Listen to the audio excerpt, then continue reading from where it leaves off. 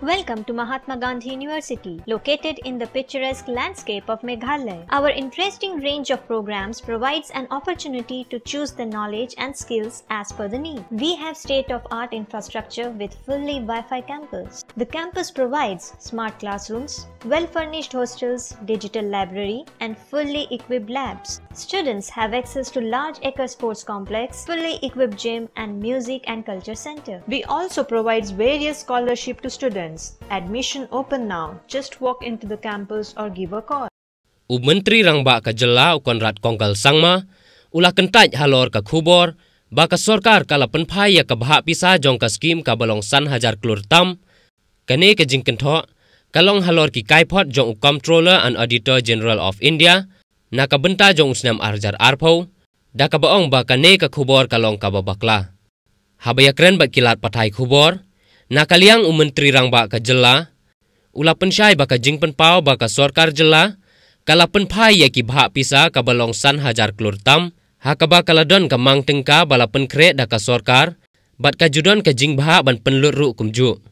Ulah pensyai ru baka jing yapher hakane kalong, baka ka bakala penpai, kamdei satiana ka pisa skim, bat ka deiru ka baki jule na kisnam ki baladap ru, hakaba hakisnem ki baladap ka jela kalapan pai lai hajar klur haduk saw hajar klur bat kane kadei ka rukom bajule ban penbit penbiang ya kamang tengka hadin baladap ban penbit penbiang ya ki ken ki babon.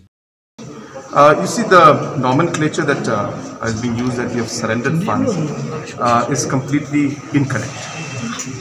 What happens is that there is a budget estimate that is prepared by every government, and then there is an actual expenditure that takes place.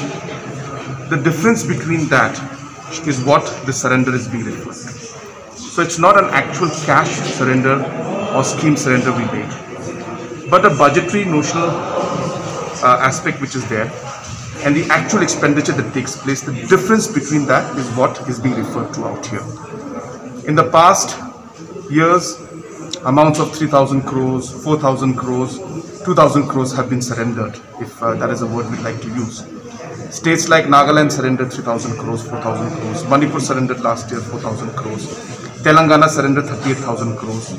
UP surrendered 80,000 crores. So it's a normal procedure and a process that takes place where the budget is prepared, obviously with aspirations, with a lot of calculations that we'll be able to raise taxes and collect the amount, and accordingly budgets are made. And based on that, the budget estimates are created. And when the expenditure takes place, the actual expenditure may not reach to that amount, simply because there are times when challenges come in. For example, we had COVID, where we had to lose taxes of almost about 1,200, 1,500 crores. So all these factors add up to it, which lead to the situation where we're not able to spend as were estimated in the budget. So the difference between that is what is being referred to out here. And it happens in every state in the country, and it happens at the national level also. So it's not as if we surrendered a scheme that was already sanctioned and we gave it back. It's a notional amount which is there in the budget, which actually cannot be spent. So therefore, it's the CAG's work to bring out these aspects, and they bring it out in every state government. And it has happened in Meghalaya also before in many years.